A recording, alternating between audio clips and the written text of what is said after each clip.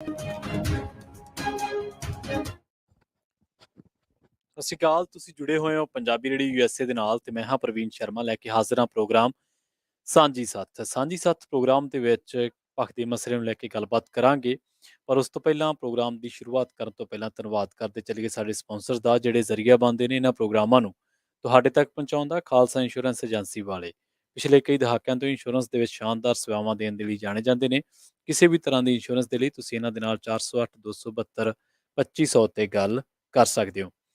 ਟਰਕੀਅਨ immigration ਲਾ firm ਵਾਲੇ ਜੇ ਟਰਕੀਅਨ ਇਮੀਗ੍ਰੇਸ਼ਨ ਬਾਬਤ ਤੁਹਾਡਾ ਕੋਈ ਸਵਾਲ ਹੈ, ਕੋਈ ਸਲਾਹ ਕਰਨੀ ਹੈ ਤਾਂ 415 909 0503 ਤੇ ਗੱਲ ਕੀਤੀ ਜਾ ਸਕਦੀ ਹੈ। ਤੇ ਜ਼ੈਂਡਰ ਗਰੁੱਪ ਵਾਲੇ ਕਿਸੇ ਵੀ ਤਰ੍ਹਾਂ ਦਾ ਘਰ ਖਰੀਦਣਾ ਜਾਂ ਘਰ ਵੇਚਣਾ ਹੈ ਜਾਂ ਲੈਣਾ ਚਾਹੁੰਦੇ ਤੁਸੀਂ ਹੋਮ ਲੋਨ ਤੇ ਇਹਨਾਂ ਦੇ ਨਾਲ 559 905 2575 ਤੇ ਗੱਲ ਕੀਤੀ ਜਾ ਸਕਦੀ ਹੈ।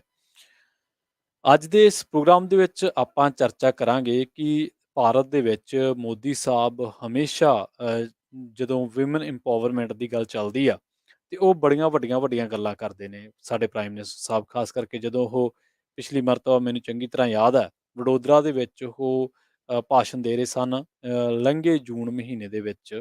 ਤਾਂ ਉਹਨਾਂ ਨੇ ਬੜਾ ਜ਼ੋਰ ਦਿੱਤਾ ਸੀਗਾ ਕਿ ਸਾਨੂੰ ਔਰਤਾਂ ਨੂੰ ਸਸ਼ਕਤੀਕਰਨ ਕਰਨਾ ਚਾਹੀਦਾ, ਔਰਤਾਂ ਨੂੰ ਸਾਨੂੰ ਵੱਧ ਅਧਿਕਾਰ ਦੇਣੇ ਚਾਹੀਦੇ, ਔਰਤਾਂ ਦੀ ਜ਼ਿੰਦਗੀ ਸਾਨੂੰ ਬਿਹਤਰ ਬਣਾਉਣੀ ਚਾਹੀਦੀ ਹੈ। ਪਰ ਇਹਦੇ ਨਾਲ-ਨਾਲ ਜੇ ਆਪਾਂ ਹਾਲਾਤ ਵੇਖੀਏ ਕਿ ਭਾਰਤ ਦੇ ਵਿੱਚ ਔਰਤਾਂ ਦੇ ਹਾਲਾਤ ਕੀ ਨੇ ਤਾਂ ਤੁਸੀਂ ਹੈਰਾਨ ਰਹਿ ਜਾਓਗੇ। ਜਿਹੜੀ ਪਾਰਟੀ ਇਹ ਦਮਗਜ਼ੇ ਮਾਰਦੀ ਹੈ ਕਿ ਔਰਤਾਂ ਦੀ ਹਾਲਤ ਬਿਹਤਰ ਹੋਣੀ ਚਾਹੀਦੀ ਹੈ, ਔਰਤਾਂ ਦੀ ਹਾਲਤ ਇਸ ਤਰ੍ਹਾਂ ਦੀ ਹੋਣੀ ਚਾਹੀਦੀ ਹੈ, ਉਸ ਪਾਰਟੀ ਦੇ ਆਪਣੇ ਲੀਡਰ ਬਲਾਤਕਾਰ ਵਰਗੇ ਘਿਨਾਉਣੇ ਅਪਰਾਧਾਂ ਦੇ ਵਿੱਚ ਜਿਹੜੇ ਆ ਉਹਨਾਂ ਦੀ ਸ਼ਮੂਲੀਅਤ ਪਾਈ ਜਾਂਦੀ ਹੈ। ਔਰ ਮੀਡੀਆ ਅਦਾਰਿਆਂ ਦਾ ਮਤਲਬ ਇਹ ਨਹੀਂ ਹੁੰਦਾ, ਮੀਡੀਆ ਅਦਾਰੇ ਦਾ ਮਤਲਬ ਕਿ ਸਰਕਾਰਾਂ ਦੇ ਸਪੋਕਸ ਪਰਸਨ ਬਣ ਕੇ ਵਿਚਰਨ ਕੰਮ ਕਰਨ। ਮੀਡੀਆ ਦਾ ਕੰਮ ਹੁੰਦਾ ਰਿਪੋਰਟਿੰਗ ਕਰਨਾ, ਮੀਡੀਆ ਦਾ ਕੰਮ ਹੁੰਦਾ ਉਹ ਜਾਣਕਾਰੀਆਂ ਲੋਕਾਂ ਤੱਕ ਪਹੁੰਚਾਉਣਾ ਜਿਹੜੀਆਂ ਜਾਣਕਾਰੀਆਂ ਅ, ਲੋਕਾਂ ਤੋਂ ਸਰਕਾਰਾਂ ਲੁਕਾਉਂਦੀਆਂ ਨੇ। ਸੋ ਅੱਜ ਦੇ ਇਸ ਪ੍ਰੋਗਰਾਮ ਦੇ ਵਿੱਚ ਬੀਜੇਪੀ ਦੇ ਉਹਨਾਂ ਲੀਡਰਸ ਬਾਰੇ, ਬੀਜੇਪੀ ਦੇ ਉਹਨਾਂ ਚਿਹਰਿਆਂ ਦੇ ਬਾਰੇ ਤੁਹਾਨੂੰ ਦੱਸਾਂਗੇ ਜਿਨ੍ਹਾਂ ਤੇ ਸਮੇਂ-ਸਮੇਂ ਤੇ ਬਲਾਤਕਾਰ ਵਰਗੇ ਘਿਨਾਉਣੇ ਇਲਜ਼ਾਮਾਂ ਦੇ ਦੋਸ਼ ਲੱਗੇ ਨੇ ਔਰ ਕਈਆਂ ਨੂੰ ਤਾਂ ਸਜ਼ਾ ਵੀ ਹੋਈ ਹੈ। ਬਹੁਤ ਸਾਰੀਆਂ ਵੱਡੀਆਂ ਉਦਾਹਰਨਾਂ ਇਸ ਮਸਲੇ ਦੇ ਵਿੱਚ ਤੁਹਾਨੂੰ ਮਿਲ ਜਾਣਗੀਆਂ। ਪਰ ਇਹਦੇ ਵਿੱਚ ਇਹ ਵੀ ਸਾਨੂੰ ਦੇਖਣਾ ਪੈਣਾ ਹੈ ਕਿ ਸਭ ਤੋਂ ਪਹਿਲਾਂ ਤਾਂ ਇਹ ਜਾਣਨ ਦੀ ਕੋਸ਼ਿਸ਼ ਕਰਾਂਗੇ ਕਿ ਬੀਜੇਪੀ ਦੇ ਰਾਜ ਦੇ ਵਿੱਚ ਔਰਤਾਂ ਦੇ ਅਗੇਂਸਟ ਜਿਹੜਾ ਕ੍ਰਾਈਮ ਆ ਉਹਦੀ ਦਰ ਕਿੰਨੀ ਆ, ਉਹ ਕਿੰਨਾ ਵਧਿਆ ਅਸਲ ਦੇ ਵਿੱਚ, ਇਹ ਜਾਣਨਾ ਬੇਹੱਦ ਜ਼ਰੂਰੀ ਹੈ। ਉਸ ਤੋਂ ਬਾਅਦ ਜੇਕਰ ਤੁਸੀਂ ਵੀ ਆਪਣੀ ਕੋਈ ਰਾਏ, ਆਪਣਾ ਕੋਈ ਕਮੈਂਟ ਦੇਣਾ ਚਾਹੁੰਦੇ ਹੋ ਕਿ ਭਾਰਤ ਦੇ ਵਿੱਚ ਔਰਤਾਂ ਦੀ ਹਾਲਤ ਬਾਰੇ ਤੁਸੀਂ ਕਿਵੇਂ ਸੋਚਦੇ ਹੋ, ਕਿਉਂਕਿ ਸੁਣਨ ਵਾਲੀਆਂ ਬਹੁਤ ਸਾਰੀਆਂ ਭੈਣਾਂ ਦੇ ਵਿੱਚੋਂ ਉਹਨਾਂ ਨੇ ਕੋਈ ਸਕੂਲ 'ਚ ਪੜ੍ਹਦੀ ਰਹੀ ਹੈ, ਕਿ ਕਿਸੇ ਨੇ ਸਕੂਲ 'ਚ ਪੜ੍ਹਾਇਆ, ਕਿਸੇ ਨੇ ਬੈਂਕ ਦੇ ਵਿੱਚ ਨੌਕਰੀ ਕੀਤੀ ਹੋਈ ਹੈ, ਕਿਸੇ ਨੇ ਕਾਲਜ ਦੇ ਵਿੱਚ ਸਟੱਡੀ ਕੀਤੀ ਹੋਈ ਹੈ। ਸੋ ਉੱਥੋਂ ਦੇ ਹਾਲਾਤਾਂ ਬਾਰੇ ਉਹਨਾਂ ਨੂੰ ਜ਼ਿਆਦਾ ਪਤਾ ਹੈ। ਪਰ ਕਿਉਂਕਿ ਸੱਤਾਧਾਰੀ ਧਿਰ ਹਮੇਸ਼ਾ ਜਵਾਬਦੇਹ ਹੁੰਦੀ ਹੈ। ਜੇ ਕਾਂਗਰਸ ਹੋਏਗੀ ਅਸੀਂ ਉਹਨਾਂ ਨੂੰ ਸਵਾਲ ਕਰਾਂਗੇ, ਜੇ ਆਮ ਆਦਮੀ ਪਾਰਟੀ ਹੋਏਗੀ ਅਸੀਂ ਉਹਨਾਂ ਨੂੰ ਸਵਾਲ ਕਰਾਂਗੇ, ਜੇ ਬੀਜੇਪੀ ਹੈ ਤਾਂ ਅਸੀਂ ਉਹਨਾਂ ਨੂੰ ਸਵਾਲ ਕਰਾਂਗੇ। ਤਾਂ ਕਿਉਂ ਨਾ ਸਵਾਲਾਂ ਦੀ ਸ਼ੁਰੂਆਤ ਜਿਹੜੀ ਹੈ ਉਹ ਪ੍ਰਾਈਮ ਮਿਨਿਸਟਰ ਸਾਹਿਬ ਤੋਂ ਕੀਤੀ ਜਾਵੇ। ਤੇ ਜੇਕਰ ਤੁਸੀਂ ਵੀ ਸਟੂਡੀਓ ਦੇ ਵਿੱਚ ਕਾਲ ਕਰਨੀ ਹੈ ਤਾਂ ਨੰਬਰ ਹੈ 408 272 5200। ਇਸ ਨੰਬਰ ਤੇ ਕਾਲ ਕਰਕੇ ਤੁਸੀਂ ਇੰਡੀਆ ਦੇ ਮਾਹੌਲ ਬਾਰੇ ਕੀ ਸੋਚਦੇ ਹੋ, ਉੱਥੇ ਔਰਤਾਂ ਦੀ ਹਾਲਤ ਬਾਰੇ ਕੀ ਸੋਚਦੇ ਹੋ। ਹਾਲਾਂਕਿ ਅਸੀਂ ਜੋ ਸੋਸ਼ਲ ਮੀਡੀਆ ਤੇ ਦੇਖਦੇ ਹਾਂ ਚੀਜ਼ਾਂ, ਜੋ ਅਸੀਂ ਆਮ ਤੌਰ ਤੇ ਸਾਨੂੰ ਦਿਖਾਇਆ ਜਾਂਦਾ, ਕਈ ਵਾਰੀ ਹਾਲਾਤ ਉਸ ਤੋਂ ਵੀ ਬਦਤਰ ਹੁੰਦੇ ਨੇ। ਨਿਰਭਇਆ ਕਾਂਡ ਤੁਹਾਨੂੰ ਸਭ ਨੂੰ ਯਾਦ ਹੋਣਾ ਹੈ। ਹੁਣ ਵੀ ਜਿਹੜਾ ਤਾਜ਼ਾ ਮਸਲਾ ਵਾ ਉਹ ਉੱਤਰਾਖੰਡ ਦਾ, ਜਿੱਥੇ ਇੱਕ ਰਿਸੈਪਸ਼ਨਿਸਟ ਕੁੜੀ ਨੂੰ, ਕੰਮ ਕਰਦੀ ਨੂੰ ਇਹ ਮਜਬੂਰ ਕੀਤਾ ਜਾਂਦਾ ਸੀਗਾ ਕਿ ਉਹ ਜਿਹੜੀ ਆ ਉੱਥੋਂ ਦੇ ਆਏ ਲੋਕਾਂ ਦੇ ਨਾਲ, ਮਹਿਮਾਨਾਂ ਦੇ ਨਾਲ ਜਿਹੜਾ ਸਰੀਰਕ ਸੰਬੰਧ ਬਣਾਵੇ, ਜ਼ਬਰ ਕੀਤਾ ਜਾਂਦਾ ਸੀ ਉਹ 'ਤੇ। ਉਸ ਕੁੜੀ ਦੇ ਕਤਲ ਦੇ ਇਲਜ਼ਾਮ ਲੱਗੇ ਬੀਜੇਪੀ ਦੇ ਇੱਕ ਲੀਡਰ ਦੇ ਪੁੱਤਰ 'ਤੇ। ਸੋ ਹੁਣ ਉਸ ਮਾਮਲੇ ਦੇ ਵਿੱਚ ਬੀਜੇਪੀ ਫਸਦੀ ਨਜ਼ਰ ਆ ਰਹੀ ਹੈ। ਉਸ ਮਾਮਲੇ ਦੇ ਵਿੱਚ ਬੀਜੇਪੀ ਦੀਆਂ ਮੁਸ਼ਕਲਾਂ ਜਿਹੜੀਆਂ ਨੇ ਲਗਾਤਾਰ ਵੱਧਦੀਆਂ ਜਾ ਰਹੀਆਂ ਨੇ। ਸਾਡੇ ਜਿਹੜੇ ਪ੍ਰਾਈਮ ਮਿਨਿਸਟਰ ਸਾਹਿਬ ਨੇ, ਮੈਂ ਉਹਨਾਂ ਦੀ ਗੱਲ ਕੀਤੀ ਸੀ, ਉਹ ਹਮੇਸ਼ਾ ਹੀ ਆਪਣੀਆਂ ਗੱਲਾਂ ਬਾਤਾਂ ਦੇ ਵਿੱਚ ਕਹਿੰਦੇ ਨੇ ਕਿ ਜਿਹੜੇ ਅਸੀਂ ਵਿਮਨ ਇੰਪਾਵਰਮੈਂਟ 'ਤੇ ਜਦੋਂ ਕੰਮ ਕਰਦੇ ਹਾਂ ਤੇ ਸਾਨੂੰ ਬਹੁਤ ਸਾਰਾ ਜਿਹੜਾ ਗੱਲਾਂ ਧਿਆਨ ਦੇ ਵਿੱਚ ਰੱਖਣੀਆਂ ਚਾਹੀਦੀਆਂ। ਉਹ ਕਹਿੰਦੇ ਕਿ ਹੁਣ ਤਾਂ ਅਸੀਂ ਜਿਹੜੇ ਰੈਪਿਡ ਡਿਵੈਲਪਮੈਂਟ ਦੇ ਰਾਹੀਂ ਜਿਹੜਾ ਉਹ ਕਰਾਂਗੇ, ਔਰਤਾਂ ਨੂੰ ਵੱਧ ਅਧਿਕਾਰ ਦੇਵਾਂਗੇ, ਔਰਤਾਂ ਦੀ ਸੁਰੱਖਿਆ ਕਰਾਂਗੇ। 21ਵੀਂ ਸੈਂਚੁਰੀ ਦੇ ਵਿੱਚ ਅਸੀਂ ਹੈਗੇ ਹਾਂ ਤੇ ਸਾਨੂੰ ਹੁਣ ਔਰਤਾਂ ਦੇ ਅਧਿਕਾਰਾਂ ਦਾ ਜ਼ਿਆਦਾ ਫਿਕਰ ਕਰਨਾ ਚਾਹੀਦਾ। ਪਰ ਅਸਲ ਹਾਲਾਤ ਕੀ ਨੇ? ਕਿਉਂਕਿ ਇਹ ਤਾਂ ਉਹਨਾਂ ਨੇ ਕਿਹਾ ਨਾ, ਜੋ ਉਹਨਾਂ ਨੇ ਵਡੋਦਰਾ ਦੀ ਰੈਲੀ ਦੇ ਵਿੱਚ ਕਿਹਾ, ਮੇਰੇ ਖਿਆਲ ਜੂਨ ਮਹੀਨੇ ਦੀ ਗੱਲ ਹੈ ਇਹ। ਪਰ ਕੀ ਹਾਲਾਤ ਵਾਕਈ ਉਸ ਤਰ੍ਹਾਂ ਦੇ ਨੇ?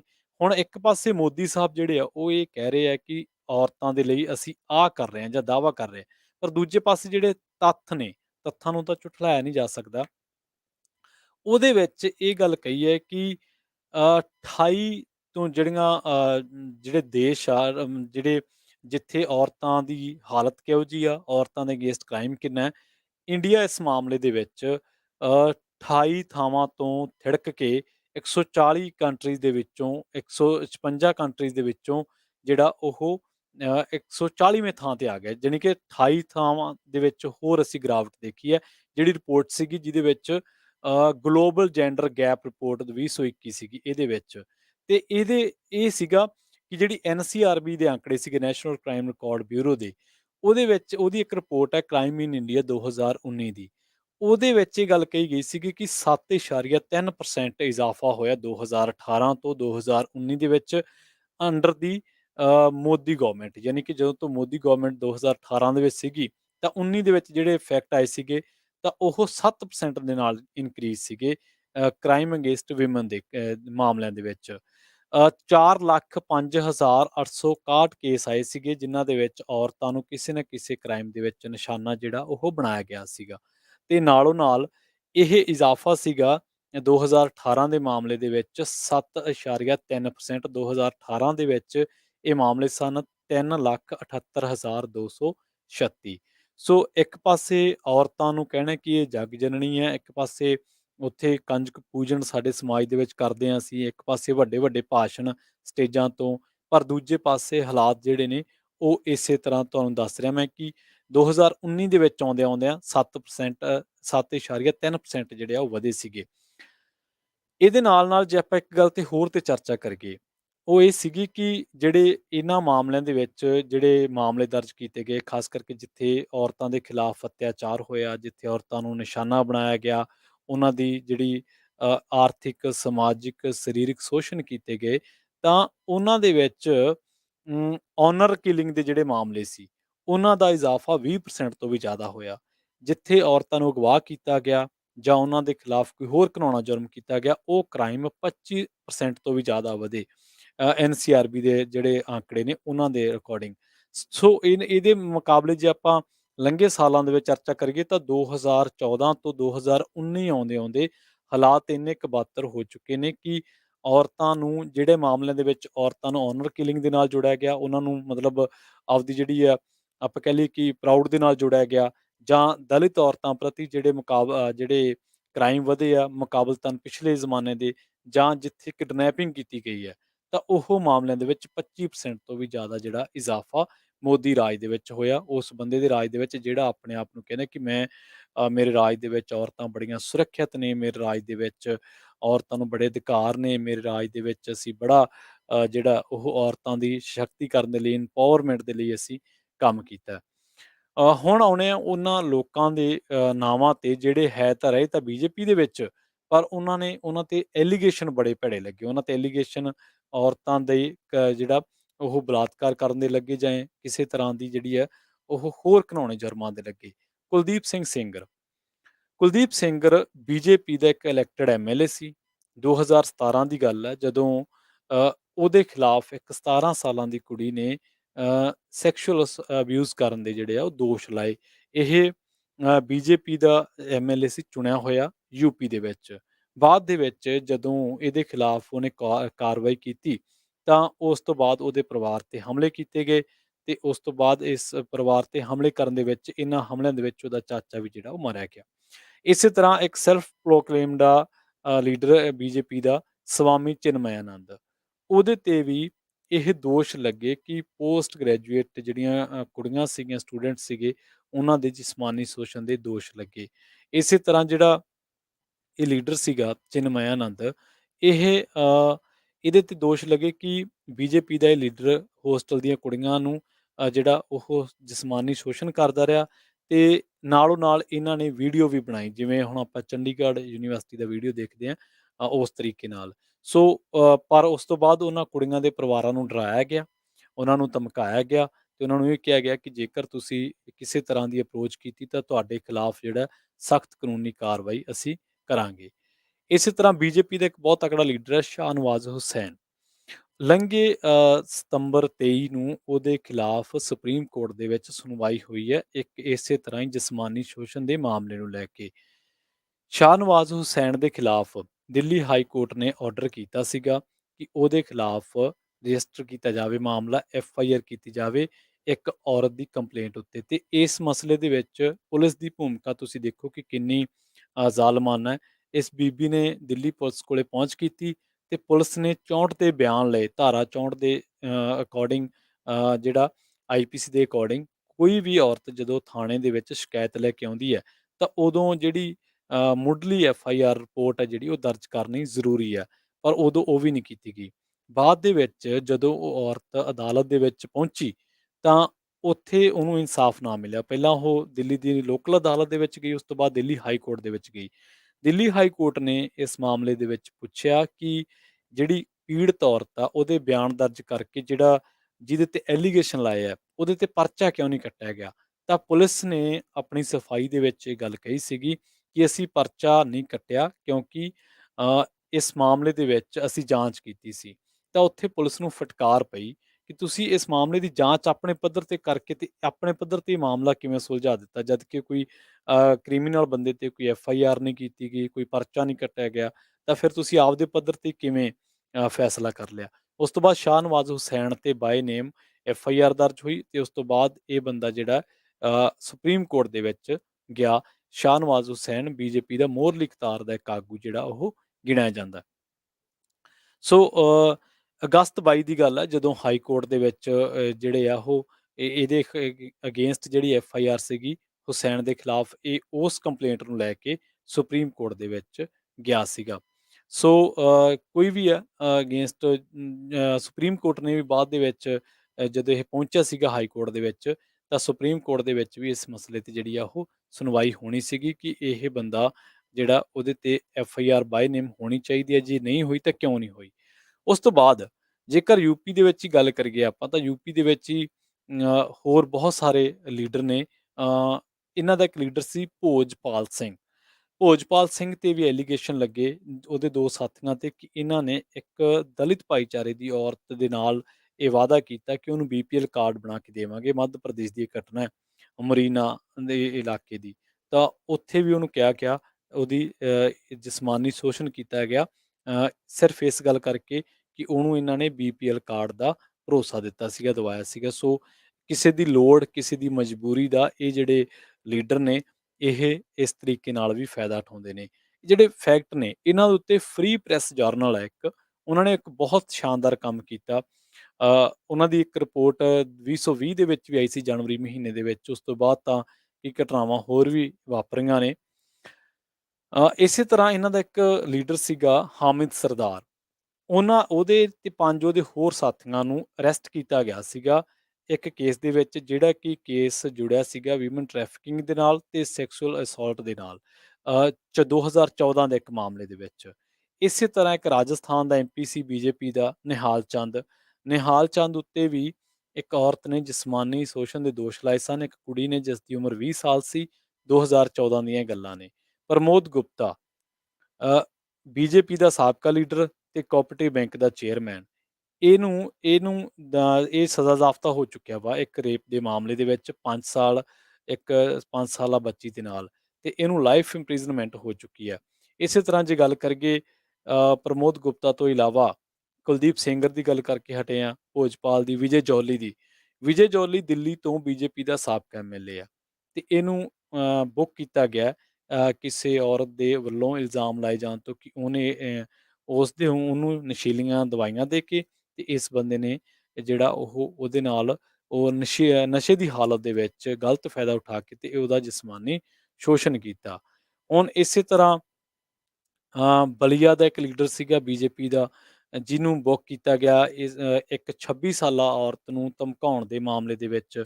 ਇੱਕ 26 ਸਾਲਾ ਔਰਤ ਨੂੰ ਉਹਦੀ ਲਾਈਫ ਥ੍ਰੇਟ ਦੇਣ ਦੇ ਵਿੱਚ, ਉਹਦੇ ਪਰਿਵਾਰ ਨੂੰ ਧਮਕਾਉਣ ਦੇ ਮਾਮਲੇ ਦੇ ਵਿੱਚ ਰਣਜੀਤ ਮੌਰੀਆ, ਜਿਹੜਾ ਕਿ ਬੀਜੇਪੀ ਦਾ ਬੈਕਵਰਡ ਕਲਾਸ ਵਿੰਗ ਦਾ ਜਨਰਲ ਸੈਕਟਰੀ ਸੀਗਾ, ਉਹਨੂੰ ਜਿਹੜਾ ਉਹ ਬੁੱਕ ਕੀਤਾ ਗਿਆ ਸੀਗਾ ਇਸ ਮਾਮਲੇ ਦੇ ਵਿੱਚ। ਸੋ ਇਸ ਔਰਤ ਨੇ ਇਲਜ਼ਾਮ ਲਾਏ ਸਨ ਕਿ ਇਹ ਬੰਦਾ ਇਹਦੇ ਘਰੇ ਧੱਕੇ ਨਾਲ ਦਾਖਲ ਹੋਇਆ ਤੇ ਧੱਕੇ ਨਾਲ ਦਾਖਲ ਹੋ ਕੇ ਉਹਨੂੰ ਧਮਕੀਆਂ ਦਿੱਤੀਆਂ, ਪਰਿਵਾਰ ਨੂੰ ਡਰਾਉਣ ਧਮਕਾਉਣ ਦਾ ਯਤਨ ਕੀਤਾ ਤੇ ਨਾਲ ਹੀ ਫਿਰ ਜਿਹੜਾ ਉਹਨੂੰ ਉਹਦਾ ਜਿਹੜਾ ਜਿਸਮਾਨੀ ਸ਼ੋਸ਼ਣ ਆ ਉਹ ਵੀ ਉਹਨੇ ਕੀਤਾ। ਸੋ ਅਕਸਰ ਹੀ ਉਹ ਕਹਿੰਦੇ ਕਿ ਸਾਨੂੰ ਜਿਹੜਾ ਉਹ ਧਮਕਾਉਂਦਾ ਰਹਿੰਦਾ ਸੀ ਤੇ ਪਰਿਵਾਰ ਨੂੰ ਵੀ ਜਾਨੋਂ ਮਾਰਨ ਦੇ ਨੇ ਥ੍ਰੈਟ ਸਾਨੂੰ ਦਿੱਤੇ ਸੀਗੇ। ਇਸੇ ਤਰ੍ਹਾਂ ਜੇਕਰ ਗੁਜਰਾਤ ਦੀ ਗੱਲ ਕਰੀਏ ਤਾਂ ਗੁਜਰਾਤ ਦੇ ਵਿੱਚ ਵੀ ਇੱਕ ਇਹਨਾਂ ਦਾ ਰੂਰਲ ਡਿਵੈਲਪਮੈਂਟ ਮਿਨਿਸਟਰ ਸੀਗਾ ਬੀਜੇਪੀ ਦਾ ਐਮਐਲਏ ਮਹਿਮਾਦਨ ਅਰਜੁਨ ਸਿੰਘ ਚੌਹਾਨ। ਉਹਨੂੰ ਵੀ ਇੱਕ ਮਾਮਲੇ ਦੇ ਵਿੱਚ ਇਸੇ ਤਰ੍ਹਾਂ ਜਿਸਮਾਨੀ ਸ਼ੋਸ਼ਣ ਦੇ ਮਾਮਲੇ ਦੇ ਵਿੱਚ ਇੱਕ ਔਰਤ ਨੂੰ ਜ਼ਬਰਦਸਤੀ ਆਪਣੇ ਟਿਕਾਣੇ ਤੇ ਰੱਖਣ ਦੇ ਮਾਮਲੇ ਦੇ ਵਿੱਚ ਜਿਹੜਾ ਉਹਦੇ ਤੇ ਦੋਸ਼ ਲੱਗੇ ਸਨ। ਤੇ ਇਸ ਮਾਮਲੇ ਦੇ ਵਿੱਚ ਉੱਥੋਂ ਦੇ ਇੱਕ ਸਰਪੰਚ ਨੇ ਜਿਹਦਾ ਨਾਮ ਸ਼ਾਇਦ ਹਲਦਰਾਬਾਦ ਸੀਗਾ ਤੇ ਉਹਨੇ ਐਪਲੀਕੇਸ਼ਨ ਦਿੱਤੀ ਸੀਗੀ ਤੇ ਨਾਲੋਂ ਨਾਲ ਉਹਨੇ ਦੋਸ਼ ਲਾਏ ਸਨ ਕਿ ਇਹ ਔਰਤਾਂ ਦੇ ਉੱਤੇ ਜਿਹੜਾ ਉਹ ਮਾੜੀ ਅੱਖ ਰੱਖਦਾ ਹੈ ਤੇ ਇਹ ਮਾੜੀ ਅੱਖ ਰੱਖਣ ਦੇ ਨਾਲ-ਨਾਲ ਇਹਨੇ ਇੱਕ ਔਰਤ ਨੂੰ ਆਪਣੇ ਟਿਕਾਣੇ ਤੇ ਜਬਰੀ ਰੱਖਿਆ ਹੋਇਆ ਸੀਗਾ। ਸੋ ਇਸੇ ਤਰ੍ਹਾਂ ਹੀ ਇਹਨਾਂ ਦਾ ਇੱਕ ਹੋਰ ਐਮਐਲਏ ਸੀਗਾ ਬੀਜੇਪੀ ਦਾ ਜਿਹੜੇ ਦੇ ਉੱਤੇ 2015 ਦੇ ਵਿੱਚ ਦੋਸ਼ ਲੱਗੇ ਸਨ ਕਿ ਇਹ ਗੁਜਰਾਤ ਦੇ ਵਿੱਚ ਕਿ ਇਸ ਬੰਦੇ ਨੇ ਧੱਕੇ ਨਾਲ ਇੱਕ 2 ਬੀਬੀਆਂ ਨੂੰ ਆਪਣੇ ਟਿਕਾਣੇ ਤੇ ਰੱਖਿਆ ਹੋਇਆ ਸੀਗਾ। 2021 ਦੇ ਵਿੱਚ ਵੀ ਜਿਹੜਾ ਉਹਦੇ ਤੇ ਦੋਸ਼ ਲੱਗੇ ਸਨ ਤੇ ਇੱਥੋਂ ਤੱਕ ਕਿ ਇਹ ਜਿਹੜਾ ਬੰਦਾ ਸੀਗਾ ਇਹ ਉਹਨਾਂ ਨੂੰ ਜਾਂ ਉਹਨਾਂ ਦੇ ਪਰਿਵਾਰਾਂ ਨੂੰ ਡਰਾਉਂਦਾ ਧਮਕਾਉਂਦਾ ਸੀਗਾ। ਸੋ ਇਹ ਇੱਕ ਪਾਸੇ ਸਾਡੇ ਜਿਹੜੇ ਪ੍ਰਾਈਮ ਮਿਨਿਸਟਰ ਨੇ ਉਹ ਵੱਡੀਆਂ-ਵੱਡੀਆਂ ਗੱਲਾਂ ਕਰਦੇ ਨੇ, ਔਰਤਾਂ ਦੀ ਰਾਖੀ ਨੂੰ ਲੈ ਕੇ, ਔਰਤਾਂ ਦੇ ਅਧਿਕਾਰਾਂ ਨੂੰ ਲੈ ਕੇ ਉਹ ਵੱਡੀਆਂ-ਵੱਡੀਆਂ ਵੱਡੇ-ਵੱਡੇ ਭਾਸ਼ਣ ਦਿੰਦੇ ਨੇ। ਪਰ ਦੂਜੇ ਪਾਸੇ ਦਰਜਨ ਦੇ ਕਰੀਬ ਐਮਐਲਏਜ਼ ਨੇ, ਦਰਜਨ ਦੇ ਕਰੀਬ ਬੀਜੇਪੀ ਦੇ ਉਹ ਲੀਡਰ ਨੇ ਜਿੱਥੇ ਸ਼ਾਹਨਵਾਜ਼ ਹੁਸੈਨ ਤੋਂ ਲੈ ਕੇ ਸਵਾਮੀ ਚਿਨਮਯਾਨੰਦ ਵਰਗੇ ਜਿਹੜੇ ਲੋਕ ਨੇ, ਉਹਨਾਂ ਦੇ ਉੱਤੇ ਇਸ ਤਰ੍ਹਾਂ ਦੇ ਐਲੀਗੇਸ਼ਨ ਜਿਹੜੇ ਹੈ ਉਹ ਲੱਗਦੇ ਰਹੇ ਨੇ। ਸੋ ਇਹ ਹਾਲਾਤ ਨੇ ਉੱਥੋਂ ਦੇ ਸਾਡੇ ਜਿਹੜੇ ਇੰਡੀਆ ਦੇ ਜਿੱਥੇ ਬੀਬੀਆਂ ਜਿਹੜੀਆਂ ਨੇ ਉਹ ਸੁਰੱਖਿਅਤ ਨਹੀਂ, ਜਿੱਥੇ ਔਰਤਾਂ ਸੁਰੱਖਿਅਤ ਨਹੀਂ।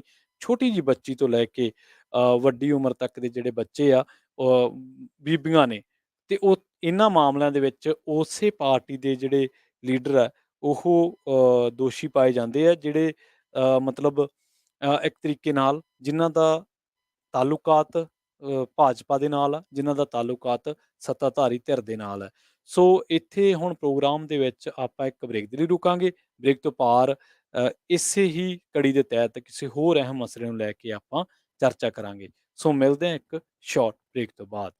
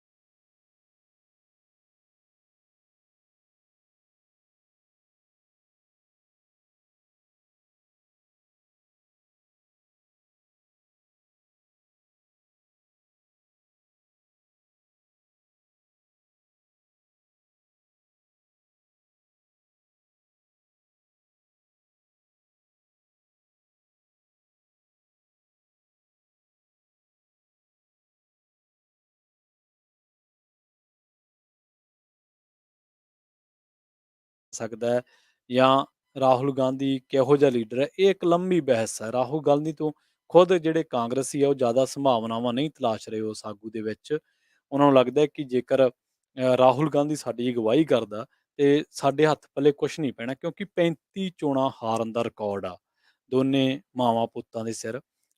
ਹਾਲਾਂਕਿ ਚਲੋ ਬੀਬੀ ਹੈ, ਸਾਡਾ ਸਤਿਕਾਰ ਕਰਨਾ ਉਹਦਾ ਫਰਜ਼ ਹੈ, ਪਰ 35 ਹਾਰਾਂ ਥੋੜ੍ਹੀਆਂ ਨਹੀਂ ਹੁੰਦੀਆਂ। ਜਦੋਂ ਸੈਕੂਲਰਿਜ਼ਮ ਦਾ ਪੁਲੰਦਾ ਜਿਹੜਾ ਤੁਹਾਡਾ ਬੇਨਕਾਬ ਹੋ ਜਾਵੇ, ਜਦੋਂ ਤੁਸੀਂ ਮਿਨੋਰਟੀਜ਼ ਦੇ ਨਾਲ ਇਸ ਤਰ੍ਹਾਂ ਕਰੋ, ਤਾਂ ਫਿਰ ਜਦੋਂ ਦੂਜਾ ਆ ਕੇ ਮਿਨੋਰਟੀਜ਼ ਦੇ ਨਾਲ ਧੱਕਾ ਕਰੂਗਾ, ਘੱਟ ਗਿਣਤੀਆਂ ਦੇ ਨਾਲ, ਸਿੱਖ ਭਾਈਚਾਰੇ ਨਾਲ ਜਾਂ ਮੁਸਲਿਮ ਭਾਈਚਾਰੇ ਨਾਲ, ਤਾਂ ਤੁਸੀਂ ਕਿਹੜੇ ਮੂੰਹ ਨਾਲ ਪ੍ਰੋਟੈਕਟ ਕਰੋਗੇ ਉਹਨੂੰ? ਸੋ ਜੇਕਰ ਰਾਜਸਥਾਨ ਸੰਕਟ ਦੀ ਗੱਲ ਕਰੀਏ ਤਾਂ ਇਸ ਵੇਲੇ ਜਿਹੜੇ ਆਸਾਰ ਨੇ ਉਹ ਇਹ ਨੇ ਕਿ ਜਿਹੜਾ ਅਸ਼ੋਕ ਗਹਿਲੋਤ ਆ ਉਹਦੇ ਮੁੱਖ ਮੰਤਰੀ ਬਣੇ ਰਹਿਣ ਦੇ ਪੂਰੇ ਆਸਾਰ ਨੇ। ਜਿਹੜਾ ਉਹਨੇ ਪ੍ਰੈਜ਼ੀਡੈਂਸ਼ੀਅਲ ਨੋਮੀਨੇਸ਼ਨਸ ਫਿਲ ਕਰਨੀਆਂ ਸੀ, ਉਹਦੇ ਵਿੱਚ ਹੁਣ ਸਸਪੈਂਸ ਬਣਿਆ ਹੋਇਆ ਕਿ ਉਹ ਕਰੂ ਕਿ ਨਾ ਕਰੂ। ਹਾਈ ਕਮਾਂਡ ਨੇ ਵੀ ਐਕਸ਼ਨ ਲਿਆ ਤੇ ਕਾਂਗਰਸੀ ਵਿਧਾਇਕ ਦਲ ਦੀ ਜਿਨ੍ਹਾਂ ਨੇ ਮੀਟਿੰਗ ਦਾ ਜਿਹੜਾ ਬਾਈਕਾਟ ਕੀਤਾ ਸੀਗਾ, ਉਸ ਮਾਮਲੇ ਦੇ ਵਿੱਚ ਹੁਣ ਰਾਜਸਥਾਨ ਦੇ ਵਿੱਚ ਇਹਨਾਂ ਨੂੰ ਕਾਰਨ ਦੱਸੋ ਨੋਟਿਸ ਜਾਰੀ ਕੀਤਾ ਗਿਆ। ਉੱਥੋਂ ਦੇ ਸ਼ਾਂਤੀ ਧਾਰੀਵਾਲ, ਚੇਤਕ ਮਹੇਸ਼ ਜੋਸ਼ੀ ਤੇ ਹੋਰ ਕਈ ਧਰਮਿੰਦਰ ਰਾਠੌਰ ਵਰਗੇ ਲੀਡਰ ਨੇ ਜਿਨ੍ਹਾਂ ਨੂੰ ਨੋਟਿਸ ਇਹ ਭੇਜੇ ਗਏ ਆ। ਸੀਐਮ ਅਸ਼ੋਕ ਗਹਿਲੋਤ ਨੇ ਕਾਂਗਰਸ ਉੱਤੇ ਕਾਂਗਰਸ ਨੇ ਕੋਈ ਜਿਹੜਾ ਐਕਸ਼ਨ ਉਹ ਨਹੀਂ ਲਿਆ ਗਿਆ। ਉਹਨਾਂ ਦੀ ਕਲੀਨ ਚਿੱਟ ਨੂੰ ਜਿਹੜਾ ਉਹ ਜੋੜ ਕੇ ਦੇਖਿਆ ਜਾ ਰਿਹਾ ਕਿ ਹਲੇ ਵੀ ਗਹਿਲੋਤ ਜਿਹੜੇ ਆ ਉਹ ਸੀਐਮ ਬਣੇ ਰਹਿਣਗੇ। ਨਾਲ ਉਹ ਰਾਸ਼ਟਰੀ ਪ੍ਰਧਾਨ ਬਣੂ ਕਾਂਗਰਸ ਦਾ ਜਾਂ ਨਾ ਬਣੂ, ਇਹਦੇ ਤੇ ਹਲੇ ਜਿਹੜਾ ਸਸਪੈਂਸ ਆ ਉਹ ਬਣਿਆ ਹੋਇਆ। ਅਜੇ ਮਾਕਨ ਨੇ ਤੇ ਮਲਕਾਰਜੁਨ ਖੜਗੇ ਦੀ ਰਿਪੋਰਟ ਦੇ ਵਿੱਚ ਇਹਨਾਂ ਜਿਹੜੇ 3 ਲੀਡਰਾਂ ਦੇ ਨਾਂ ਲਏ ਆ, ਇਹਨਾਂ ਨੂੰ ਅਨੁਸ਼ਾਸਨਹੀਣਤਾ ਦਾ ਦੋਸ਼ੀ ਪਾਇਆ ਗਿਆ, ਜਿਨ੍ਹਾਂ ਦੇ ਵਿੱਚ ਸ਼ਾਂਤੀ ਧਾਰੀਵਾਲ ਜਿਹੜੇ ਕਿ ਸੰਸਦੀ ਮਾਮਲਿਆਂ ਬਾਰੇ ਮੰਤਰੀ ਨੇ, ਸਚੇਤਕ ਮਹੇਸ਼ ਜੋਸ਼ੀ ਤੇ ਰਾਜਸਥਾਨ ਦੇ ਜਿਹੜੇ ਚੇਅਰਮੈਨ ਨੇ ਧਰਮਿੰਦਰ ਸਿੰਘ ਰਾਠੌਰ, ਉਹਨਾਂ ਨੂੰ ਇਹਨਾਂ ਨੇ ਜਿਹੜਾ ਨੋਟਿਸ ਜਾਰੀ ਕੀਤਾ ਹੈ। ਹੁਣ ਦੂਜੇ ਪਾਸੇ ਜੇ ਆਪਾਂ ਵੇਖੀਏ ਤਾਂ ਇਹਨੇ ਜਦੋਂ ਕਾਂਗਰਸ ਨੇ ਉੱਥੇ ਕਿਹਾ ਸੀਗਾ ਰਾਜਸਥਾਨ ਦੇ ਵਿੱਚ ਕਿ ਵਿਧਾਇਕ ਦਲ ਦੀ ਮੀਟਿੰਗ ਹੋਣੀ ਜਿਹਦੇ ਵਿੱਚ ਸਚਿਨ ਪਾਇਲਟ ਨੂੰ ਚੁਣਿਆ ਜਾ ਸਕਦਾ, ਤਾਂ ਇਹਨੇ ਪੈਰਲਰ ਇੱਕ ਬੈਠਕ ਕੀਤੀ ਸੀ।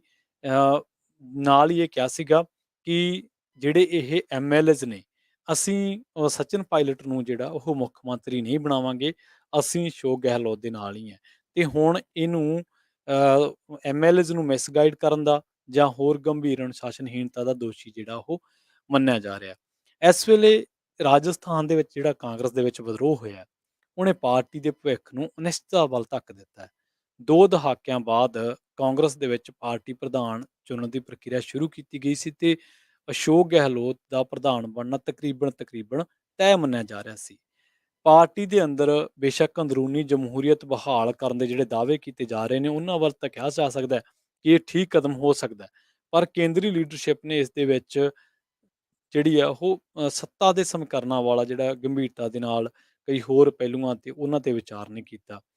ਸੋਨੀਆ ਗਾਂਧੀ, ਰਾਹੁਲ ਗਾਂਧੀ, ਪ੍ਰਿਯੰਕਾ ਗਾਂਧੀ ਇਹਨਾਂ ਨੇ ਪ੍ਰਧਾਨਗੀ ਦੇ ਅਹੁਦੇ ਦੀ ਦੌੜ ਤੋਂ ਲਾਂਭੇ ਹੋ ਕੇ ਇਹ ਸੰਕੇਤ ਦੇਣ ਦਾ ਤਾਂ ਯਤਨ ਕੀਤਾ ਹੈ ਕਿ ਉਹ ਪਾਰਟੀ ਦੀ ਅਗਵਾਈ ਕਿਸੇ ਸੀਨੀਅਰ ਆਗੂ ਨੂੰ ਸੌਂਪਣ ਦੇ ਲਈ ਤਿਆਰ ਨੇ, ਪਰ ਨਾਲ ਹੀ ਕਈ ਕਾਰਵਾਈਆਂ ਦੁਆਰਾ ਇਹ ਪ੍ਰਭਾਵ ਵੀ ਕਿਹਾ ਹੈ ਕਿ ਸਭ ਕੁਝ ਨਹਿਰੂ ਗਾਂਧੀ ਪਰਿਵਾਰ ਜਿਵੇਂ ਕਹੂਗਾ ਉਹਦੇ ਮੁਤਾਬਕ ਹੀ ਹੋਊਗਾ।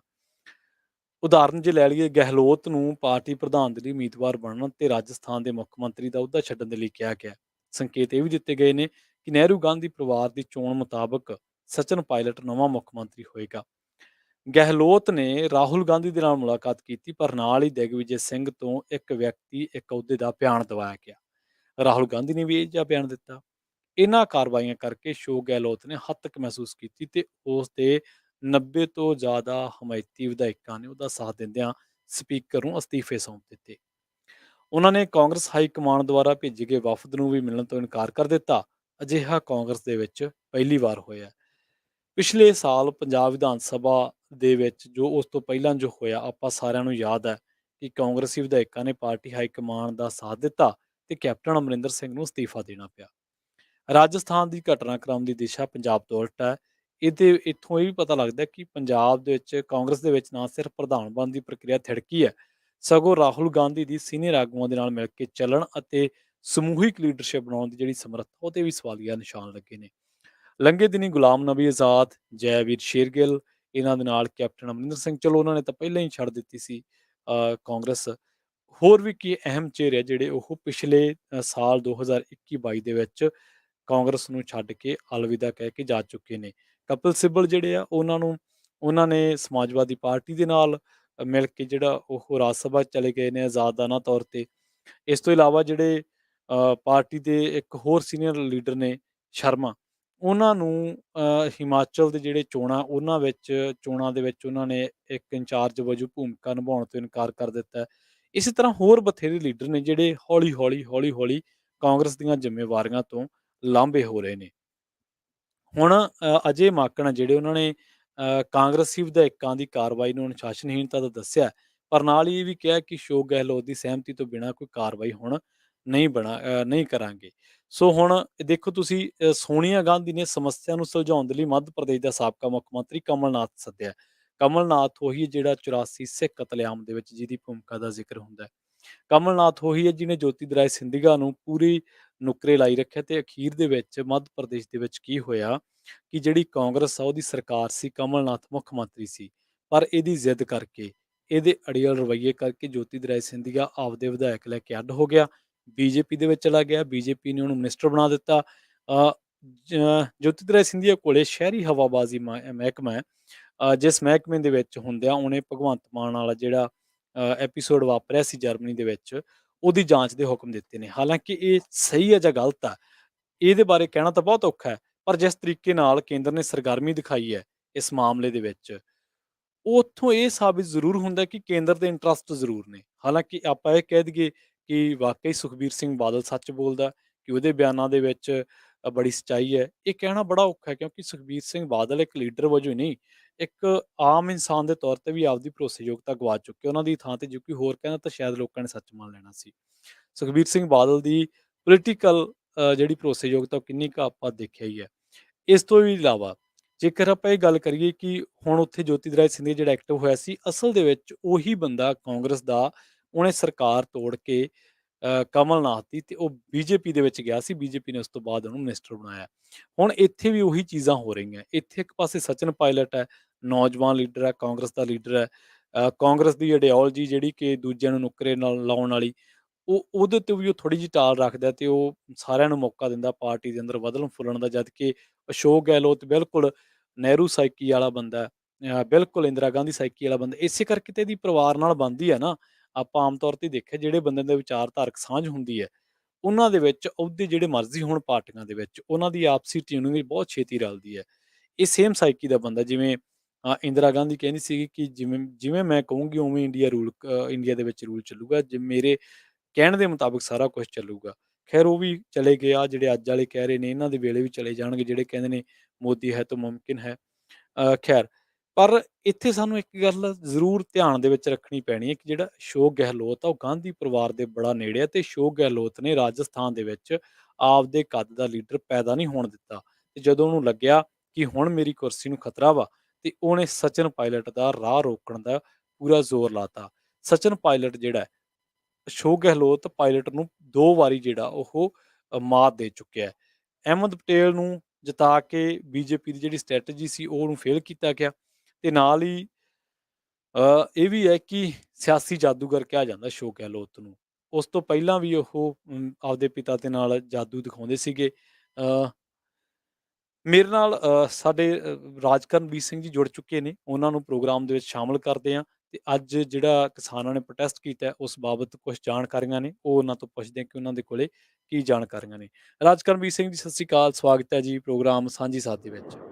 ਧੰਨਵਾਦ ਪ੍ਰਵੀਨ। ਪੰਜਾਬੀ ਰੇਡੀਓ USA ਸੁਣ ਰਹੇ ਸਾਰੇ ਹੀ ਸਰੋਤਿਆਂ ਨੂੰ, ਦੇਖ ਰਹੇ ਸਾਰੇ ਦਰਸ਼ਕਾਂ ਨੂੰ, ਨਿੱਘੀ ਜੀ ਸਭ ਨੂੰ ਪਿਆਰ ਭਰੀ ਸਤਿ ਸ਼੍ਰੀ ਅਕਾਲ। ਸੋ ਬਿਲਕੁਲ ਪ੍ਰਵੀਨ, ਅੱਜ ਮੈਂ ਮੌਜੂਦ ਨਹੀਂ ਸੀਗਾ ਕਿਉਂਕਿ ਅੱਜ ਮੰਡੇਰੇ ਦੇ ਵਿੱਚ ਜਿਹੜੇ ਕਿਸਾਨ ਆ, ਉਹਨਾਂ ਨੇ ਜਿਹੜੇ ਉੱਥੇ ਦੇ ਸੁਪਰਵਾਈਜ਼ਰ ਆ, ਉਹਨਾਂ ਦੇ ਦੁਆਰਾ ਵੋਟਿੰਗ ਕੀਤੀ ਜਾਣੀ ਸੀਗੀ ਫਾਈਨਾਂ ਨੂੰ ਲੈ ਕੇ, ਪਾਣੀ ਦੀ ਵਰਤੋਂ ਦੇ ਜਿਹੜੇ ਫਾਈਨ ਆ ਉਸ ਨੂੰ ਲੈ ਕੇ। ਉਹ ਮਸਲਾ ਕਾਫੀ ਲੰਮਾ ਚੌੜਾ ਜਿਹੜਾ ਉਹ ਚੱਲਿਆ। ਸਵੇਰੇ 10 ਸਵਾ 10 ਵਜੇ ਚੈਂਬਰ ਬੈਠ ਗਿਆ, ਮੀਟਿੰਗ ਜਿਹੜੀ ਉਹਨਾਂ ਦੀ ਉਹ ਸ਼ੁਰੂ ਉੱਥੇ ਉਹ ਹੋ ਗਈ। ਤੇ ਉਹਨਾਂ ਨੇ ਪਹਿਲੋਂ ਆਪਣੇ ਜਿਹੜੇ 5 ਸੁਪਰਵਾਈਜ਼ਰ ਸੀਗੇ, ਉਹਨਾਂ ਨੇ ਆਪਣੇ ਵਿਚਾਰ ਜਿਹੜੇ ਉਹ ਰੱਖੇ। ਫਿਰ ਉਸ ਤੋਂ ਬਾਅਦ ਦੇ ਵਿੱਚ ਪਬਲਿਕ ਕਮੈਂਟ ਦੇ ਲਈ ਓਪਨ ਕੀਤਾ ਗਿਆ। ਘੱਟੋ ਘੱਟ 20-25 ਜਾਣਿਆਂ ਨੇ ਪਬਲਿਕ ਕਮੈਂਟ ਜਿਹੜੇ ਉਹ ਕੀਤੇ। ਉਸੇ ਦਰਮਿਆਨ ਉਹਨਾਂ ਦੀ ਲੰਚ ਬ੍ਰੇਕ ਆ ਗਈ। ਪੌਣੇ 1 ਵਜੇ ਤੋਂ ਲੈ ਕੇ ਤੇ 2 ਵਜੇ ਤੱਕ ਉਹਨਾਂ ਦੀ ਫਿਰ ਲੰਚ ਬ੍ਰੇਕ ਵੀ ਜਿਹੜੀ ਉਹ ਚੱਲੀ। ਸੋ ਕਿਸਾਨ ਉੱਥੇ ਇਕੱਠੇ ਸੀਗੇ। ਕਿਸਾਨ ਇਸ ਗੱਲੋਂ ਬੜੇ ਚਿੰਤਤ ਸੀਗੇ ਵੀ ਭਾਈ ਜੇ ਪਾਣੀ ਦੀ ਵਰਤੋਂ ਅਸੀਂ ਕਰਦੇ ਹਾਂ ਤਾਂ ਇੱਕ ਤਾਂ ਫੀਸ ਤੇ ਫੀਸ ਦੇ ਉੱਤੋਂ ਜੇ ਵੱਧ ਵਰਤੋਂ ਕਰ ਲਈ ਤਾਂ ਉਸ ਦੇ ਉੱਤੇ ਸਾਨੂੰ ਜਿਹੜਾ ਆ ਉਹ ਐਕਸਟਰਾ ਜਿਹੜਾ ਜੁਰਮਾਨਾ ਹੈ ਉਹ ਠੋਕਿਆ ਜਾਣਾ ਹੈ। ਸੋ ਅੱਜ ਦੇ ਵਿੱਚ ਜਿਹੜਾ ਸੀਗਾ ਮੁੱਦਾ ਸੀਗਾ $1000 ਦਾ ਫਾਈਨ ਦਾ ਮੁੱਦਾ ਸੀਗਾ ਜੀ ਵੀ ਜੇ ਜਿੰਨੀ ਉਹਨਾਂ ਨੂੰ ਅਲੋਟਡ ਪਾਣੀ ਹੈ ਜੇ ਉਸ ਤੋਂ ਵੱਧ ਉਹਨਾਂ ਨੇ ਪਾਣੀ ਵਰਤਿਆ ਤਾਂ ਉਸ ਦੇ ਉੱਤੇ $1000 ਪਰ ਫਾਰਮਿੰਗ ਯੂਨਿਟ ਦੇ ਹਿਸਾਬ ਦੇ ਨਾਲ ਉਹਨਾਂ ਦਾ ਜੁਰਮਾਨਾ ਜਿਹੜਾ ਉਹਨਾਂ ਨੂੰ ਕੀਤਾ ਜਾਣਾ ਸੀਗਾ। ਜੀ ਜੀ ਚੋਚਲਾ ਦੇ ਜਿਹੜੇ ਕਿਸਾਨ ਸੀ ਉਹਨਾਂ ਨੇ ਪਹਿਲਾਂ ਪ੍ਰੋਟੈਸਟ ਕਰਕੇ ਉਹ ਜਿਹੜੀ ਫੀਸ ਸੀ ਉਸ ਤੋਂ ਪਹਿਲਾਂ ਹੀ ਖਹਿੜਾ ਛਡਾ ਲਿਆ ਸੀ। ਉਹਨਾਂ ਉੱਤੇ ਸਿਰਫ ਜਿਹੜੀ ਆ ਉਹ ਲਟਕ ਰਹੀ ਸੀ ਤਲਵਾਰ ਜੁਰਮਾਨੇ ਦੀ। ਵਡੇਰੇ ਵਾਲੇ ਜਿਹੜੇ ਕਿਸਾਨ ਆ ਉਹਨਾਂ ਦੇ ਉੱਤੇ ਫੀਸ ਜਿਹੜੀ ਉਹ ਆਣ ਪਈ ਆ। ਉਹ ਪ੍ਰੋਟੈਸਟ ਇਨਫ ਨਹੀਂ ਕਰ ਸਕੇ ਸੀਗੇ। ਇਨਫ ਜਿਹੜੇ ਕਿਸਾਨ ਉਹਨਾਂ ਨੇ ਪ੍ਰੋਟੈਸਟ ਨਹੀਂ ਕਰ ਸਕੇ ਵੀ ਉਹਨਾਂ ਦੇ ਉੱਤੇ ਜਿਹੜੀ ਫੀਸ ਆ ਉਹ ਨਾ ਲੱਗੇ, ਪਰ ਉਹਨਾਂ ਤੇ ਫੀਸ ਪਲੱਸ ਜੁਰਮਾਨਾ ਦਾ ਸੀਗਾ ਵੀ ਜੇ ਉਹ ਐਕਸਟਰਾ ਵਰਤਦੇ ਆ। ਸੋ ਉਹ ਜੁਰਮਾਨੇ ਦਾ ਕਾਫੀ ਅਖੀਰ ਦੇ ਵਿੱਚ ਇੱਦਾਂ ਕਹੂੰਗਾ ਪ੍ਰਵੀਨ ਵੀ ਜਿਹੜੀ ਜਦੋਂ ਸਰਕਾਰੀ ਕੰਮਕਾਜ ਜਿਹੜੇ ਹੁੰਦੇ ਆ ਬੜੇ ਭੰਬਲ ਭੁੱਸੇ ਵਾਲੇ ਬਣ ਜਾਂਦੇ ਆ। ਇੰਨੀ ਤੇਜ਼ੀ ਦੇ ਨਾਲ ਸਮੀਕਰਨ ਉੱਥੇ ਬਦਲੇ। $1000 ਦੇ ਫੀਸ ਪਾਉਣ ਦੇ ਜਿਹੜੇ ਮੁੱਦੇ ਦੇ ਉੱਤੇ ਜਦੋਂ ਵੋਟਿੰਗ ਹੋਈ 5 ਸੁਪਰਵਾਈਜ਼ਰ ਜਿਹੜਾ 2-3 ਘੰਟੇ ਲੋਕਾਂ ਦੀਆਂ ਗੱਲਾਂ ਸੁਣੀਆਂ ਉਹਨਾਂ ਨੇ ਕਿਹਾ ਵੀ ਨਹੀਂ $1000 ਤਾਂ ਅਸੀਂ ਜੁਰਮਾਨਾ ਲੱਗਦਾ ਜ਼ਿਆਦਾ ਠੋਕਣ ਦੇ ਆ। ਉਸ ਦੇ ਉੱਤੇ ਨਾ ਕਰ ਗਏ। ਦੋਵਾਂ ਨੇ ਹੱਕ 'ਚ ਪਾਇਆ ਵੀ ਨਹੀਂ $1000 ਠੀਕ ਆ ਤੇ 3 ਜਿਹੜੇ ਆ ਸੁਪਰਵਾਈਜ਼ਰ ਉਹਨਾਂ ਨੇ ਆਪਣੀ ਵੋਟ ਬਦਲਦੇ ਹੋਏ ਇੱਕ ਹਿਸਾਬ ਦੇ ਨਾਲ ਨਾ ਦੇ ਵਿੱਚ ਕੀਤਾ। ਫਿਰ ਉਸੇ ਦੌਰਾਨ ਉੱਥੇ ਹੀ ਨਾਲ ਦੇ ਨਾਲ ਹੀ ਖੜੇ ਪੈਰੀ ਜਿਹੜੀਆਂ ਸੰਭਾਵਨਾਵਾਂ ਆਈਆਂ ਵੀ ਕੀ ਹੋ ਸਕਦਾ। ਫਿਰ ਇੱਕ ਸੁਪਰਵਾਈਜ਼ਰ ਨੇ ਇਹ ਸਲਾਹ ਦਿੱਤੀ, ਬ੍ਰੈਡ ਫਰੇਜ਼ਰ ਸ਼ਾਇਦ ਉਹਨਾਂ ਦਾ ਨਾਮ ਸੀਗਾ, ਵੀ ਆਪਾਂ ਟੀਅਰ ਸਿਸਟਮ ਕਰਦੇ ਹਾਂ ਵੀ ਪਹਿਲੇ ਸਾਲ 100 ਦੂਜੇ ਸਾਲ ਫਿਰ 100 ਕਰਕੇ ਜਿਹੜਾ ਉਹ ਵਧਾਈ ਜਾਵਾਂਗੇ। ਜੇ ਜਿਹੜੇ ਕਿਸਾਨ ਆ ਉਹ ਵਾਧੂ ਪਾਣੀ ਵਰਤਣੋਂ ਨਹੀਂ ਹਟਦੇ ਤਾਂ ਮਤਲਬ ਜਿੰਨਾ ਉਹਨਾਂ ਨੂੰ ਅਲਾਟ ਕੀਤਾ ਗਿਆ ਉਸ ਤੋਂ ਵੱਧ ਜਿਹੜਾ ਨਹੀਂ ਹਟਦੇ। ਸੋ ਉਹਨਾਂ ਨੇ $100 ਪ੍ਰਤੀ ਏਕੜ ਫੁੱਟ ਦੇ ਹਿਸਾਬ ਦੇ ਨਾਲ ਹੁਣ ਇੱਥੇ ਬੜੀ ਕਨਫਿਊਜ਼ਨ ਇਹ ਰਹੀ। ਉੱਥੇ ਕੋਈ ਵੀ ਇਸ ਚੀਜ਼ ਨੂੰ ਕਲੀਅਰ ਕਰਨ ਦੇ ਵਿੱਚ ਨਾਕਾਮਯਾਬ ਰਿਹਾ। ਉੱਥੇ ਹੌ ਹੱਲਾ ਜਿਹਾ ਪੈ ਗਿਆ ਵੀ ਹਾਂ ਜੀ ਹੋ ਗਿਆ ਜੀ ਆਹ ਚੀਜ਼ ਪਾਸ ਹੋ ਗਈ। ਉੱਥੇ ਇਹ ਚੀਜ਼ ਦੀ ਕਲੈਰਿਟੀ ਜਿਹੜੀ ਉਹ ਹੁਣ ਮੈਨੂੰ ਲੱਗਦਾ ਥੋੜੇ ਸਮੇਂ ਬਾਅਦ ਐਕਚੁਅਲ 'ਚ ਹੋ ਸਕੂਗੀ। ਸੁਪਰਵਾਈਜ਼ਰ ਵੀ ਵੋਟ ਪਾ ਕੇ ਆਪਣੀ ਪਰਸਨਲ ਬਿਹਾਈਂਡ ਦਾ ਡੋਰ ਮੀਟਿੰਗ ਦੇ ਵਿੱਚ ਜਿਹੜੇ ਉਹ ਚਲੇ ਗਏ। ਉੱਥੇ ਕਲੈਰਿਟੀ ਜਿਹੜੀ ਉਹ ਨਹੀਂ ਹੋ ਸਕੀ ਵੀ $100 ਪ੍ਰਤੀ ਏਕੜ ਆ ਕਿ $100 ਪ੍ਰਤੀ ਏਕੜ ਫੁੱਟ ਜਿਹੜਾ ਆ ਉਹ ਫਾਈਨ ਆ। ਸੋ ਉਸ ਚੀਜ਼ ਨੂੰ ਜਿਹੜਾ ਜੇ ਕਲੀਅਰ ਹੋਣਾ ਬਾਕੀ ਆ। ਪਰ ਇਹ ਵੀ $1000 ਜਿਹੜਾ ਫਾਈਨ ਸੀਗਾ ਉਸ ਨੂੰ ਹਟਾ ਕੇ ਹੁਣ ਇਹਨਾਂ ਨੇ $100 ਦੇ ਉੱਤੇ ਫਾਈਨ ਦੇ ਉੱਤੇ ਜਿਹੜਾ ਉਹ ਲੈ ਆਂਦਾ। ਪੁਰਾਣੇ ਜਿਹੜੇ ਬਜ਼ੁਰਗ ਜਿਹੜੇ ਕਈ ਦਹਾਕਿਆਂ ਤੋਂ ਕਈਆਂ ਨੂੰ ਸ਼ਤਾਬਦੀਆਂ ਉਹਨਾਂ ਦੇ ਪਰਿਵਾਰਾਂ ਨੂੰ ਹੋ ਗਈਆਂ ਉੱਥੇ ਫਾਰਮਿੰਗ ਕਰਦਿਆਂ ਨੂੰ, ਕਿਸੇ ਦੀ 3ਜੀ ਜਨਰੇਸ਼ਨ ਕਿਸੇ ਦੀ 4ਥੀ ਜਨਰੇਸ਼ਨ, ਉਹ ਜਿਹੜੇ ਕਿਸਾਨ ਉੱਥੇ ਇਕੱਠੇ ਹੋਏ ਸੀਗੇ ਵੀ ਭਾਈ ਤੁਸੀਂ ਸਾਡੇ ਨਾਲ ਕਰ ਰਹੇ ਆ ਅਸਲ 'ਚ ਧੱਕਾ। ਸੋ ਧੱਕੇ ਤੋਂ ਜਿਹੜੇ ਉਹ ਬਚਣ ਦੇ ਲਈ ਇੱਥੇ ਸਾਰੇ ਇਕੱਠੇ ਹੋਏ ਸੀ। ਅੱਜ ਜਿਹੜੇ ਪੰਜਾਬੀ ਸਿੱਖ ਕਿਸਾਨਾਂ ਦੀ ਕਾਫੀ ਵੱਡੀ ਸ਼ਮੂਲੀਅਤ ਉੱਥੇ ਦੇਖੀ ਗਈ ਆ। ਜਿਹੜੀ ਪਾਕਿਸਤਾਨ ਸੰਸਥਾ ਦੇ ਦੁਆਰਾ ਤੇ ਪੰਜਾਬੀ ਜਿਹੜੀ ਉਹ USA ਨੇ ਗੁਹਾਰ ਲਾਈ ਸੀ ਪਿਛਲੇ ਕਈ ਦਿਨਾਂ ਤੋਂ, ਉਸ ਦੇ ਕਰਕੇ ਉੱਥੇ ਕਾਫੀ ਅੱਜ ਆਪਣੇ ਕਿਸਾਨ ਵੀਰ ਜਿਹੜੇ ਉਹ ਪਹੁੰਚੇ ਸੀਗੇ। ਸੋ ਇਹ ਸਾਰਾ ਕੁਛ ਉੱਥੇ ਜਿਹੜਾ ਉਹ ਵਾਪਰਿਆ ਆ। ਪਰ ਇਹ ਆ ਵੀ ਡੈਮੋਕ੍ਰੈਟਿਕ ਪ੍ਰੋਸੈਸ ਦੇ ਨਾਲ ਸਾਰਾ ਕੁਛ ਆਪਾਂ ਜਿਹੜਾ ਉਹ ਦੇਖਿਆ। ਉੱਥੇ ਹੀ ਇੱਕ ਜਿਹੜਾ ਪੁਰਾਣਾ ਮੁੱਦਾ ਸੀ ਉਸਨੂੰ ਰੱਦ ਹੁੰਦੇ ਦੇਖਿਆ ਤੇ ਮੌਕੇ ਤੇ ਹੀ ਜਿਹੜੀ ਇਹ ਨਵੀਂ ਸਿਫਾਰਿਸ਼ ਦੇ ਤਹਿਤ ਇੱਕ ਨਵੀਂ ਚੀਜ਼ ਜਿਹੜੀ ਉੱਥੇ ਪਾਸ ਹੁੰਦੀ ਜਿਹੜੀ ਉਹ ਦੇਖੀ ਆ। ਤੇ ਇਵੈਂਚੁਅਲੀ ਕਿਸਾਨ ਭੰਬਲ ਭੂਸੇ 'ਚ ਕਈ ਗਏ ਆ, ਕਈ ਖੁਸ਼ ਗਏ ਆ, ਕਈਆਂ ਨੂੰ ਲੱਗਾ ਵੀ ਹੁਣ ਫਾਈਨ ਜਿਹੜਾ ਉਹ ਘਟ ਗਿਆ। ਸੁਪਰਵਾਈਜ਼ਰ ਜਿਨ੍ਹਾਂ ਨੇ ਇਹ ਜਿਹੜੀ ਵੋਟ ਆ ਜਿਹੜੀ $100 ਵਾਲੀ ਸੀਗੀ ਵੋਟ, ਉਹ ਜਿਹੜੇ 4-3-2 ਦੇ ਨਾਲ ਜਿਹੜੀ ਉਹ 4-1 ਦੇ ਨਾਲ ਜਿਹੜੀ ਉਹ ਪਾਸ ਜਿਹੜੀ ਹੋਈ ਸੀਗੀ ਵੀ ਉਹ ਕਹਿੰਦੇ ਵੀ ਹਾਂ ਵੀ $100 ਵਾਲਾ ਟੀਅਰ ਸਿਸਟਮ ਜਿਹੜਾ ਉਹ ਕਰਨਾ ਜਿਹੜਾ ਉਹ ਚਾਹੀਦਾ। ਜਿਨ੍ਹਾਂ ਨੇ ਪਹਿਲੇ 1000 ਵਾਲਿਆਂ ਨੂੰ ਨਾ ਕੀਤੀ ਸੀ ਉਹਨਾਂ ਨੇ ਇੱਧਰਲੇ ਪਾਸੇ ਜਿਹੜੀ ਫਿਰ ਬਾਅਦ ਦੇ ਵਿੱਚ ਹਾਂ ਕਰ ਦਿੱਤੀ ਵੀ ਨਹੀਂ ਫਾਈਨ ਜਿਹੜਾ $100 ਤੱਕ ਰਹੂਗਾ। ਸੋ ਚੋਚਲੇ ਦੇ ਕਿਸਾਨ ਜਿਹੜੇ ਕੁਝ ਪੰਜਾਬੀ ਕਿਸਾਨ ਸੀ ਉਹਨਾਂ ਨੇ ਹੁਣ ਇਹ ਇੱਕ ਆਪਣੇ ਪੱਧਰ ਦੇ ਉੱਤੇ ਗਰੁੱਪ ਬਣਾ ਕੇ ਐਸੋਸੀਏਸ਼ਨ ਬਣਾ ਕੇ ਇਹ ਹਮਲਾ ਮਾਰਿਆ ਆ ਵੀ ਜਿਹੜਾ ਕੰਮ ਸਰਕਾਰ ਨੇ ਕਰਨਾ ਸੀਗਾ, ਉਹ ਖੁਦ ਜਿਹੜੇ ਉੱਥੋਂ ਦੇ ਗਰੋਵਰਸ ਆ ਉਹ ਮਿਲ ਕੇ ਉਹੀ ਪ੍ਰੋਸੈਸ ਨੂੰ ਜਿਹੜਾ ਉਹ ਆਪ ਕਰਨਗੇ। ਉਹਨਾਂ ਦਾ ਇਹ ਮੰਨਣਾ ਹੈ ਵੀ ਇੱਦਾਂ ਕਰਨ ਦੇ ਨਾਲ ਅਸੀਂ ਆਪਣੇ ਡਾਲਰ ਬਚਾਵਾਂਗੇ, ਕਿਉਂਕਿ ਜਦੋਂ ਸਰਕਾਰੀ ਲੋਕ ਇੱਦਾਂ ਦੇ ਸੇਮ ਪ੍ਰੋਜੈਕਟ ਕਰਦੇ ਆ, ਉਹਦੇ ਵਿੱਚ ਖਰਚਾ ਬੇਹਤਾਸ਼ਾ ਬੇਲੋੜਾ ਜਿਹੜਾ ਉਹ ਵੱਧ ਹੋ ਜਾਂਦਾ ਆ। ਤੇ ਉੱਥੋਂ ਦੇ ਕਿਸਾਨਾਂ ਨੇ, ਚੋਚਲਾ ਦੇ ਕਿਸਾਨਾਂ ਨੇ ਕਿਹਾ ਵੀ ਇਹ ਜਿਹੜੇ ਪ੍ਰੋਜੈਕਟਸ ਲਾਉਣ ਦੀ ਤੁਸੀਂ ਗੱਲ ਕਰ ਰਹੇ ਆ, ਹਾਂਜੀ ਅਸੀਂ ਆਪਣੇ ਪੱਧਰ ਦੇ ਉੱਤੇ ਇਹਨਾਂ ਨੂੰ ਇਕੱਠੇ ਕਰਕੇ, ਡਾਲਰ ਇਕੱਠੇ ਕਰਕੇ ਉਹ ਜਿਹੜੇ ਉਹ ਲਾਏ ਜਿਹੜੇ ਉਹ ਜਾਣਗੇ ਵੀ ਕੌਣ ਕੌਣ ਕਿੰਨਾ ਕਿੰਨਾ ਬੇਸਿਕਲੀ ਜਿਹੜਾ ਇਸ 'ਚ ਦੇ ਸਕਦਾ ਹੈ। ਸੋ ਓਵਰਆਲ ਪ੍ਰੋਸੈਸ ਆਪਾਂ ਇਹ ਕਹਿ ਸਕਦੇ ਹਾਂ ਪ੍ਰਵੀਨ ਵੀ ਦੇਖਣ ਵਾਲੀ ਆ। ਡੈਮੋਕ੍ਰੇਸੀ ਕਿੱਦਾਂ ਵਰਕ ਕਰਦੀ ਹੈਗੀ ਆ ਉਹ ਆਪਾਂ ਨੂੰ ਕਿਤੇ ਨਾ ਕਿਤੇ ਦੇਖਣ ਨੂੰ ਮਿਲਿਆ ਆ। ਪਰ ਓਵਰਆਲ ਕਿਸਾਨਾਂ ਦੀ ਜੇ ਗੱਲ ਕਰੀਏ, ਉਹਨਾਂ ਦੇ ਲਈ ਪਾਣੀ ਦੇ ਸੰਬੰਧਿਤ ਮਡੇਰਾ ਕਾਉਂਟੀ ਦੇ ਵਿੱਚ ਹਾਲਾਤ ਕੋਈ ਬਹੁਤੇ ਚੰਗੇ ਨਹੀਂ ਆ। ਚਾਹੇ ਅੱਜ 1000 ਤੋਂ ਘਟਾ ਕੇ $100 ਜੁਰਮਾਨਾ ਉਹਨਾਂ ਨੇ ਭਾਵੇਂ ਕਰਵਾ ਲਿਆ ਆ, ਜੀ ਜੀ ਪਰ ਇਹ ਇਵੈਂਚੁਅਲੀ ਵੱਧਦਾ ਜਾਣਾ ਆ। ਹਰ ਸਾਲ 100 ਵਧਣਾ ਆ। ਤੇ ਇਹਨਾਂ ਨੇ ਕੈਪ ਰੱਖਿਆ ਉਹਦਾ ਵੀ 500 ਤੇ ਮੈਕਸੀਮਮ ਜਿਹੜਾ ਉਹ ਜੁਰਮਾਨਾ ਹੋਵੇਗਾ।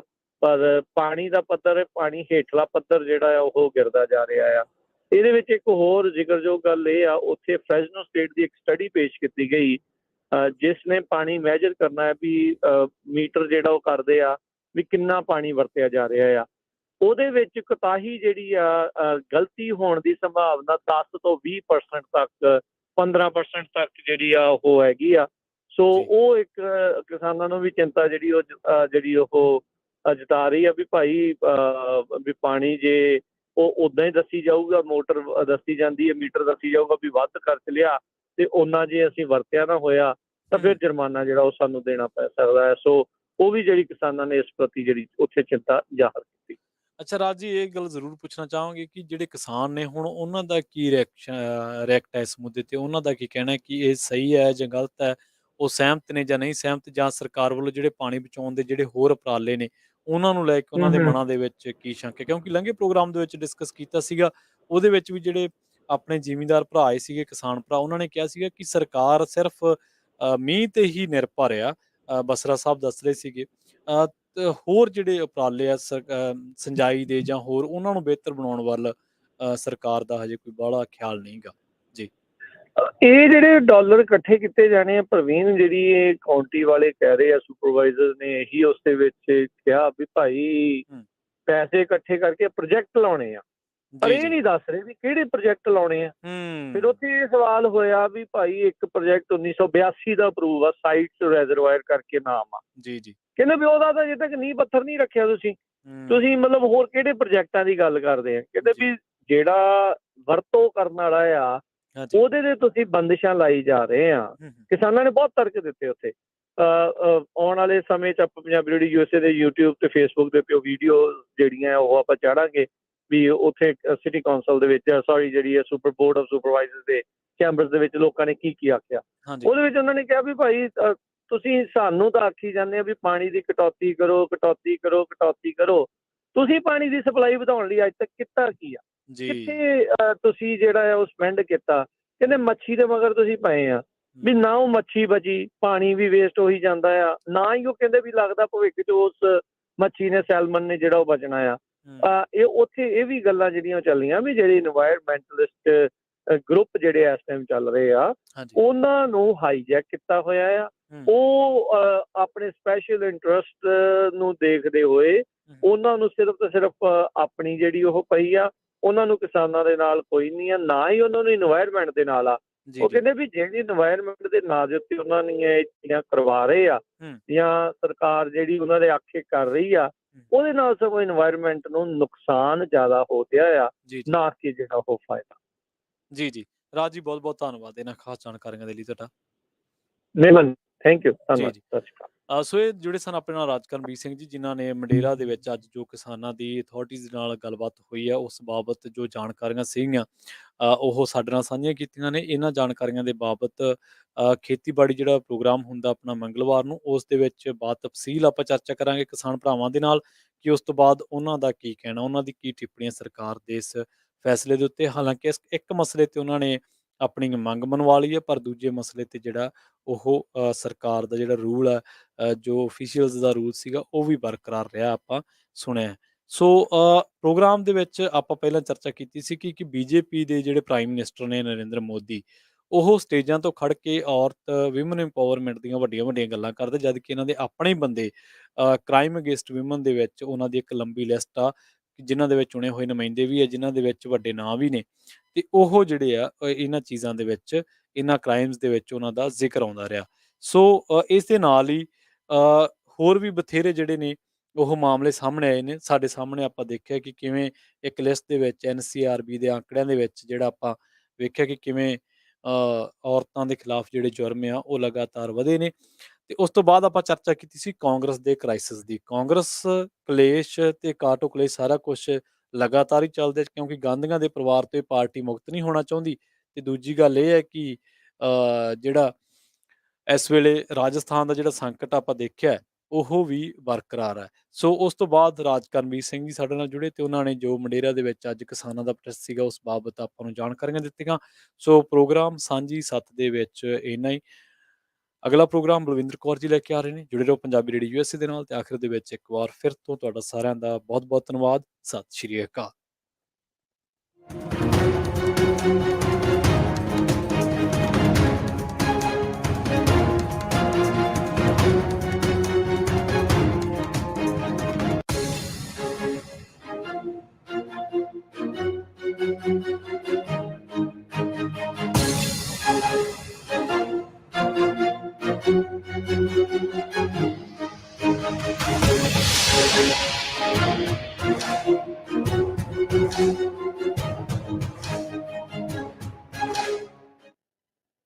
ਤੁਸੀਂ ਸੁਣ ਰਹੇ ਹੋ Punjabi radio USA KWRU Fresno 1300 AM KLHC Bakersfield 1350 AM KOBO Yuba City 1450 AM KIIT Sacramento 1470 AM KCVR Lodi Stockton 1570 AM।